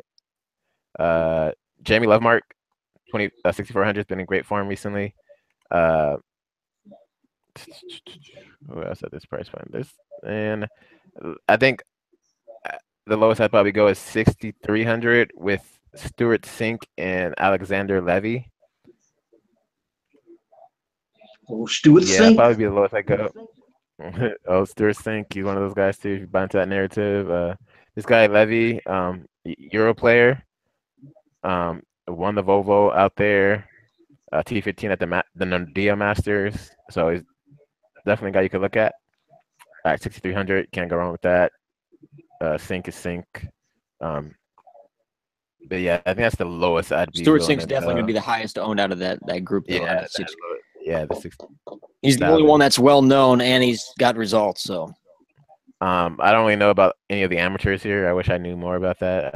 I would have did more research on those guys, but because they definitely can be some flyer. I heard amateurs do pretty decent in this event especially. So, right. If you know a lot about the amateurs, those guys out there too. All right, yeah. So, let's see. I'm gonna just sum it up here. Let me just bring up my little list here. I got.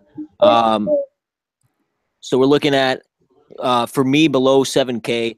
I like Pat Perez, but that's a very, very risky play. He doesn't fit any stats. But my favorite low-owned play other than Kevin Chappell, who I've been in the Facebook group.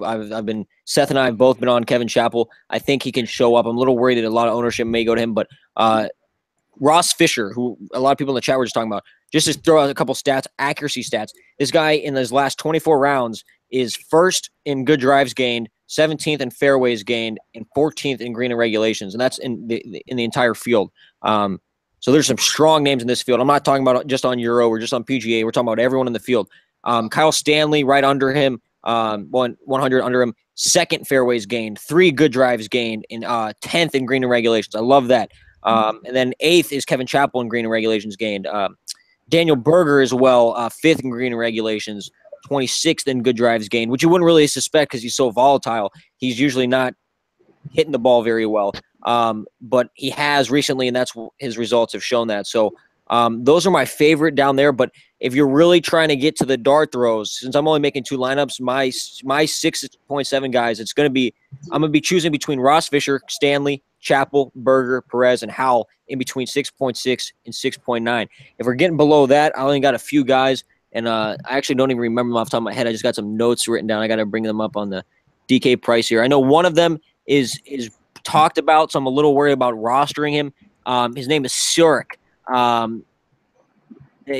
me get to it down here. He's 6'3", I want to say.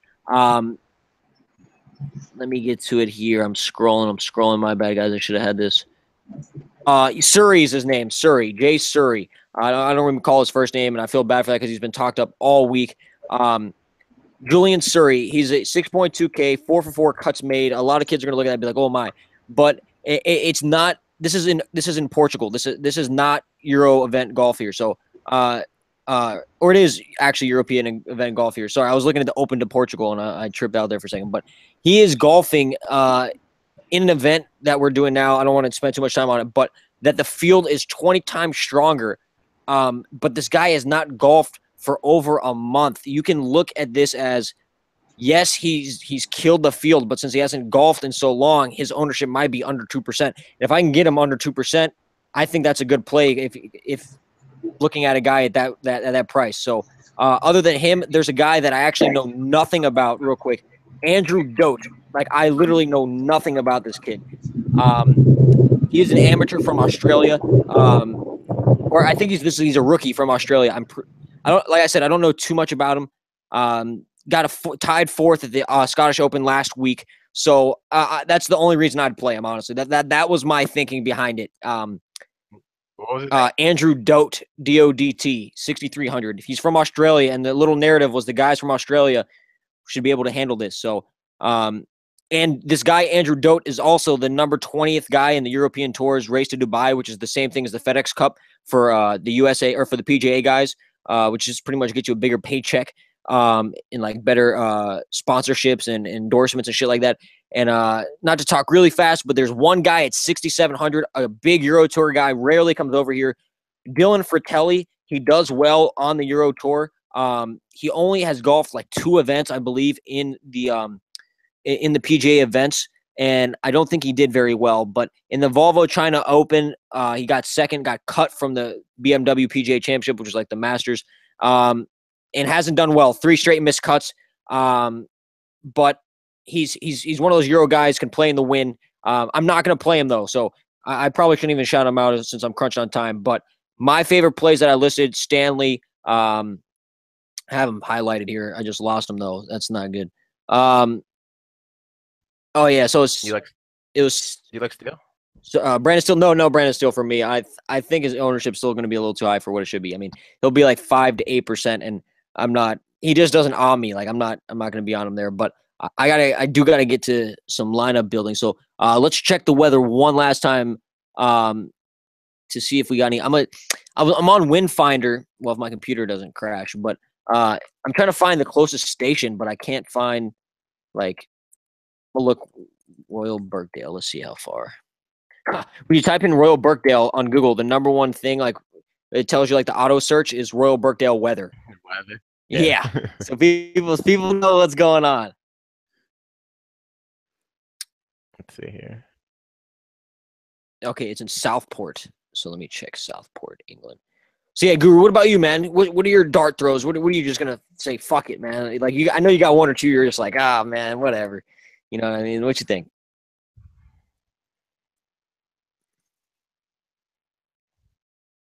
Oh, you're muted, man. You're muted. Guru? What? The cheapest guy I got now is Binyan On. It's the cheapest guy I got. I feel you. The dart throws, man. Man, I just don't know a lot about. And Stuart Sink as well. Stuart Sink 6.3 is the guy I got. I'm only rolling like 5 lines, man. So I'm not throwing a ton of darts. And I like really believe in the mid-level guys. Like I really believe in from 7K to just under 9. Like I really believe in those guys, and I can get lineups with a lot of them in there. Right.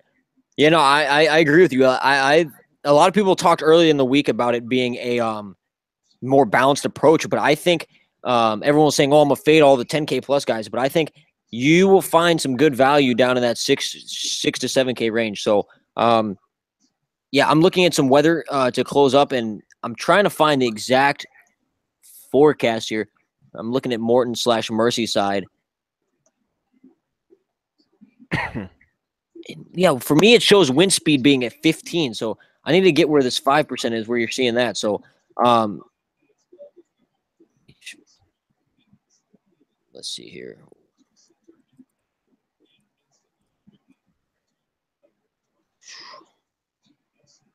Jordan asks Fisher or Howe for the Millie. I like Howe better, but Fisher or who was that last one?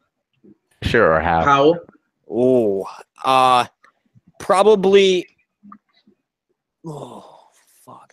It depends on the other 5. You guys can put in your take. But if you have if you have Kuchar in your lineup and like Fowler, or if you have two guys that are going to be 15 to 20% owned, I'd probably go Ross Fisher, because Charles Howell with the Snedeker withdrawal, the average golf player that just plays regular PGA DFS occasionally or just plays the Masters, they're going to go down to the bottom and they're going to like, who's underpriced? And they're going to see 11-11 cuts made and be like, Charles Howell. And I think he has been away for a little bit. I don't want to spend too much time on it, but in a short answer, I'd say Howell if you have more contrarian guys throughout your lineup. But if you need some more variance, then I would play Fisher, because I really like Fisher, and it's going to be tough for him to win the event. But as a stats guy, he's like the European Stanley in the Euro Tour. I mean, other than Molinari, of course. But yeah, so I'm going to bring up some more. I'm trying to find the correct weather station. It's not looking good. I have the weather pulled up, really, and the groups they're in on this RotoQL app, if you want me to do that. Oh, word. Yeah, I mean, how is that? I mean, I don't know what source they're. I mean, yeah, I don't know. Whatever. Yeah, because I might not be looking at the best stuff either, so it's whatever to me. Yeah, they can see my screen still, right? You guys can see my screen? Yeah, I see. Yeah, let me see. I can. Yeah, you're presenting. It says so. Okay, you guys see what I'm looking at. Yeah. So if we're looking at weather, and this groups up in groups too, so this would be great for us. Like I said, this is all Pacific Standard Time, so the event's starting at 10:35 for me. So start off looking around 1870, blowing northwest. Some popular guys that start off that early are like Sink, and guys like Fitzpatrick. Stricker starts off that early.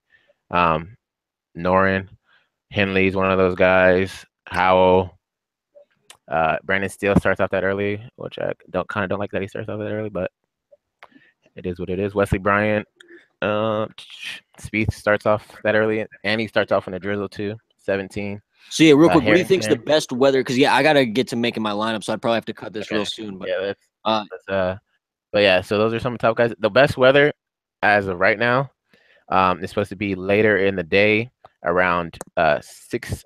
Well, probably even from 5 a.m. Pacific Standard Time, because that's when the weather starts getting down to 15, and those guys will also be playing in peak conditions at Pacific Standard Time, because that's when the weather gets down to 4-mile-per-hour wind. So, like I was talking about earlier, the guys that are playing in this category, Sergio starts off. So that's a guy definitely to look at. Jason Day, Zach Johnson, Tyrell Hatton, Kamer, Ricky Fowler starts off a little bit later than that, so he'll be playing in primetime conditions. Kuchar, Ryan Fox, Kisner, Thorborn Olsen, going to play him. Vegas, if you want to play him. Berger starts off when the wind gets down exactly to 4 miles per hour. Kevin Chappell too. Dustin Johnson, Rory McIlroy, Charles Schwartzer. They're in that prime time. John Rahm, Patrick Reed, Phil Mickelson, Mark Leishman, Bubba, if you play Bubba, RCB, Kyle Stanley, Kevin Na, Xander down here, and then Hao Tong Lee if you want to play him. And like I was saying earlier about Ashley Hall, like he's crossed out, so I don't know if they withdraw. I'm guessing he did. But yeah, so those are some guys you want to look at for those the later tee times. That's when the best wind is. But keep in mind, guys, like the guys who start off later are going to start off early on Friday, so they're gonna get the win regardless. It's just they'll start off better, and I believe the weather is worse on Friday all overall. So they'll have those few more opportunities to get the birdies early on, and then just keep trying to hold that score while the wind is killing everybody else. So keep in mind of those guys. I know you guys make your lineup, so I'll just kind of keep it short. If you don't add anything else, or you want me to look at tomorrow's weather. I don't really have anything else. I'm just spamming and trying to find this weather myself, because every source I'm looking at there's nothing that tells me 5%. Like, I mean, not 5%. What am I smoking? 5 mile per hour wind. Like on Wind Finder, nothing goes below 12. Like, fuck. Because honestly, the weather is personally going to decide. Like, if there's a swing, like this is going to be the weather that decides it. There's no other situation that would cause a 3-shot swing other than weather. So I think this is very important to kind of hammer down. So fuck, man. So like 9 Eastern. I don't know Was it I don't know how you do this shit with max entries, bro. Especially when it came down to baseball, like these lineups coming out late as fuck, man. Oh man, Oh my God. Yeah, it's So tough, man. Especially golf, because like anybody can win. So I think baseball is a little bit easier to, because you can stack. You got stacks, so it's really just like you're maxing out stacks. But yeah, the lineups coming out late definitely sucks. Same with basketball, late scratches, that sucks. Well, currently it's 57 degrees with a 65% chance of rain right now. Yeah, right now, yeah. Yeah, there's overcast, drizzle, and light rain going on right now. What is it showing for you for like 9 a.m. Eastern? 9 a.m. Eastern. I can pull it up. Because you went to the course factors, right? Yeah. On Roto, yeah. 9 a.m. Eastern. It's 8-mile-per-hour winds, 62 degrees, mostly cloudy. It's north-northeast. That's what I'm getting. Yeah. That's for Roto QL. What about the actual weather website that you're on? For me, yeah, man, I'm on I guess this is local time updated. I don't know actually what time, like it just says all the wind speeds. The lowest it has it is 9 miles per hour, and then at 10 p.m. on Friday they got it at 6 miles per hour. That's the lowest I got, but it's only for that time. Like, we're looking at all over 12 all day on Thursday. It's telling me. Fuck, man. I mean, I can't really afford to spend this much time just staring at the shit. I gotta get to these lineups, but I'm trying to. I'm gonna take your word for it. I think I'm gonna try to stack. If anyone else in the chat room can put some weather information. I mean, I trust ACP, of course, and trust RotoQL, but like this could be bend or break type shit. So, my weather source here, I'm just using Windfinder, so probably not the most accurate, I guess. I'm probably in the wrong like neighborhood area, I guess, or I don't know, because I typed in Merseyside. Yeah, man. It's a small window, bro, from 9 a.m. From 9:15 Eastern to about 10 o'clock, where you're getting 9-mile-per-hour wind or less. Everything else after that, we're looking at 9 a.m. Local time or our time? Our time, Eastern. Yeah, all right. So I'm gonna look at these tee times real quick. And so I know you just mentioned some of those names, ACPs, but let me bring up that full listing like you had up there. So 9 a.m. our time. Was that your Pacific time you said, or Eastern time? Eastern time. Mine was 6. Yeah. So we're looking at that range. Correct me if I'm wrong, but we're looking at that range of Alexander Levy. Sorry, I got some sound in the background. I'm looking at. I hate those pop-up videos that just start playing when I'm trying to read something. So we're looking at the Alexander Levy, and after that, right? That group: Brendan Steele, Webb Simpson, Brian Lahiri. Or are we looking at somewhere else? No, I'm at Brandon. No, I'm Brandon Stone, Sean O'Hare, Vegas, Daniel Berger, Kevin Chappell, Paul Lowry, Dustin Johnson. Oh yeah. All right. These times are in Euro time, so they're going off at 2:26 p.m. in England then. Okay. Yeah. So let me double check weather then. So 2:26 p.m. Let me see what they're saying about that time in the. You cracked the code for the boy. There it is. Let's see. Figured it out. 2 p.m. Fuck, they just gave me a different what? All right, no, there we go. All right, 2 p.m. local time. Yeah, it says all right. Yeah, it says 11, but it looks low enough. So I'll take 9. We'll take 9 there. So, oh man, so we're looking at. So that would mean So that means these guys are gonna go really early Friday, and it's gonna be real fucking bad then too. Shit. Oh man. So at least there's some good golfers there. We got that whole DJ group, Rom. I'm gonna make one lineup. I think stacking that group. and then I don't know, man, because all week it's been, or all the last couple of days it's been that early. You want to take the early AM and then the PM, but now it looks like it's changing. Yeah, guys, I'm probably gonna sign off here so I can get all my stuff going. So is that cool with you guys? You guys, I hope everyone got what they needed. We ready to go. I'm gonna lay on some coochie, come back, and I'm gonna watch the tournament. Right, I'm probably not sleeping tonight, sadly, but man, it's gonna be all right. So I got about 25 minutes. Everyone got about 25 minutes. So everyone, I hope. Let me try to go through the comments just real quick for. Someone asked who's your favorite low-owned Euro guy. Ooh, well, favorite. Or best Millie Maker play is Tyrell Hatton, but my favorite is probably Keimer or Ross Fisher. Keimer's still going to be a very volatile play, but what about you, ACP, real quick? No, I'm probably right there with you. All right, guys. Well, all right. Sign off here. Guru, man, I got to ask you, can you do it again, man? The man himself. This has been your DFS Jerusalem. You can follow me on Twitter at DFS Jerusalem. We got the homie DPope919. Go check him out on Twitter. And, of course, ACP the Don. Yo, go check us out, man. I will be with you all in just a moment. We're gonna go over some baseball. Let's get into the Open Championship, man. Thank y'all. Yo, thank you two for allowing me to come on here, man, and teaching me about this shit, man. I'm ready. I feel like I know everything. Oh shit, man. Yeah, until 4 holes in and my guys are 3 bogeys in. But yeah, I feel you, bro. Me too. It feels good, man. I get more info doing this, so I'll do it each week, man. I mean, as long as time allows me to, because I've had some stuff going on, but. Anytime, man. So that's it, man. ACP, any last second there? Any last word? Nah, good luck, guys. Amen. All right, good luck, everybody, and hope to see the screens green, boys. All right.